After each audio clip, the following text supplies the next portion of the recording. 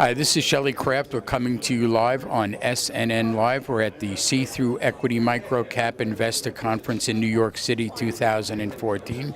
I have with me Steve Burns, AMP Electric Vehicles. It's a publicly traded company, and the symbol is AMPD. Welcome to SNNLive. Thanks for having me on, Shelley. It's good to have you. Good. Let's get right into it. Let's get an overview on AMPD. Good. All right. We make electric delivery trucks, essentially. So the kind of the iconic step vans you see everywhere, parcel delivery, uniform, bread companies. So we realized that those were good candidates for electrification. They stop and go all day long. They come back to the ranch for recharging, and they get terrible gas mileage as gas cars. Typically, as gas trucks, they get about 6 or 7 miles per gallon. So we didn't have to worry about the chicken and the egg of charging infrastructure. Do we have to build out chargers first before fleets would buy this? If we can give them enough juice to get through their day, we're good. So that was the premise. So there were only a couple truck makers in this arena: Freightliner, Ford, and a company called Workhorse, which was owned by Navistar.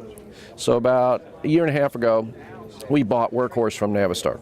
Kind of a leading player in this space, making gas step vans.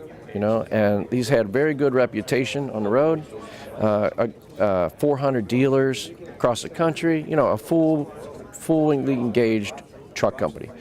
And so our goal was to morph it into an electric truck company. So we got EPA approval to make an electric truck with a small emergency generator. So that gives these guys comfort that the show will always go on. They'll always make their delivery. If it's Christmas time and they're working till 8, if it's super cold out, if their buddy's truck broke down, they have to go help them. It gives them the ability. The little generator will kick on, right? So it rarely kicks on, but the show always goes on. And it makes it affordable because we can put a smaller pack in it. We use Panasonic 18650 cells, kind of the same cells that Tesla famously uses. And so that helps us control our cost. So, how did it go? How are things going? Oh, well, thanks for asking. So today we had a great announcement. First big customer, first order, 18 vehicles, very large transportation company, one of the largest. So what happens in this case is everybody looks to the large guys. They have the wherewithal to test. Fred's Potato Chip Company with 6 trucks doesn't have the wherewithal to test new technology. So they all look to the leader. Have good potato chips. Absolutely, right? And he's a great candidate, but they like the comfort of knowing the big guys are using it. So for a small company, sometimes getting the large company, that sales cycle is so long you can't survive long enough, but we were able to do that. So we just announced that today, so we're really excited. So let me ask you a question. You bought a manufacturing company. Yep. So now you are a truck manufacturer. Yep. OEM. But meanwhile, at the end of the day, you may have developed an engine that could be used by all of the other truck makers. Would they buy your engine if you're so successful in your own fleet and you've tested it out and now there's a demand for it? I mean, does that stand to reason?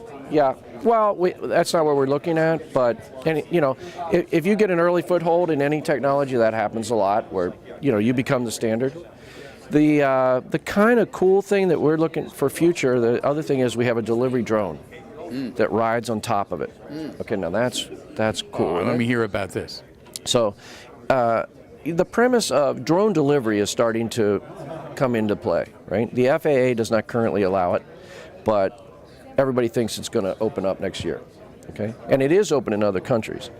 So if you have a little package to go out to Farmer Brown 3 miles away, should you drag a 20,000-mile truck there?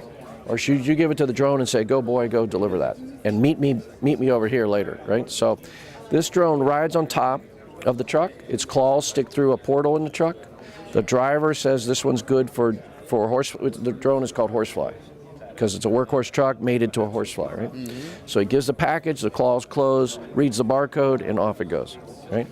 And that can do it for like 3 cents a mile. So combining kind of the old and new. We're still delivery trucks are like rolling warehouses. So as opposed to Amazon, very famously was on 60 Minutes 6 months ago and said, from our centralized warehouse, we're going to dispatch drones. That's too far, we think.